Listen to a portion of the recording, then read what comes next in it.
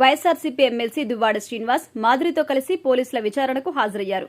జనసేన అధినేత deputy CM Pawan Kalyan పై దువ్వాడ అనుచిత వ్యాఖ్యలు చేసిన నేపథ్యంలో అతనిపై స్థానిక జనసేన నేతలు చేసిన కంప్లైంట్తో కేసు నమోదైంది. నవంబర్ 18న కేసు నమోదు చేసిన టెక్కిలి పోలీసులు దువ్వాడకు 41A నోటీసులు ఇచ్చి విచారణకు రావాలని పేర్కొన్నారు. బిజీగా గడుపుతున్న లైఫ్ లో చిన్న బ్రేక్ తీసుకుని ఫ్యామిలీ మరియు ఫ్రెండ్స్ తో ఎంజాయ్ చేయాలి అనుకుంటున్నారా? అయితే వెంటనే ఆర్మీ వెకేషన్స్ ప్రైవేట్ లిమిటెడ్ ని సంప్రదించండి. వీరి దగ్గర సరికొత్త ఆఫర్స్ మరియు స్పెషల్ ప్యాకేజెస్ ఉన్నాయి. మరిన్ని డీటెయిల్స్ కోసం సంప్రదించండి 7997979960 అలాగే 61. దీంతో దువ్వాడ శ్రీనివాస్ శుక్రవారం మాధురితో కలిసి విచారణకు హాజరయ్యారు.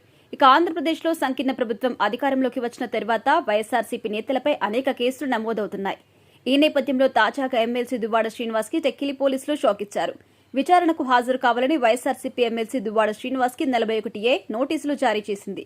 తాజాగా దువ్వాడ శ్రీనివాస్ పై జనసేన కార్యకర్తలు పోలీసులకి కంప్లైంట్ చేయగా పవన్ కళ్యాణ్ పై దువ్వాడ శ్రీనివాస్ తీవ్ర వ్యాఖ్యలు చేయడంతో స్పందించిన పోలీసులు ఫిర్యాదు మేరకు కేసు నమోదు చేసి నోటీసులు జారీ చేశారు. అయితే నోటీసులపై స్పందించిన ఎమ్మెల్సీ దువ్వాడ శ్రీనివాస్ ఎన్నిసార్లు నోటీసులు ఇచ్చినా తాను భయపడేది లేదన్నారు. టీడీపీ సంకీర్ణ ప్రభుత్వం అధికారంలోకి వచ్చిన తర్వాత జనసేన కార్యకర్తలు దౌర్జన్యానికి పాల్పడ్డారని, వారిపై పోలీసులు ఎలాంటి చర్యలు తీసుకోలేదని ఆరోపించారు. తన కారుకు కూడా నిప్పంటించారని, చంపేస్తామని బెదిరించారని వ్యాఖ్యానించారు.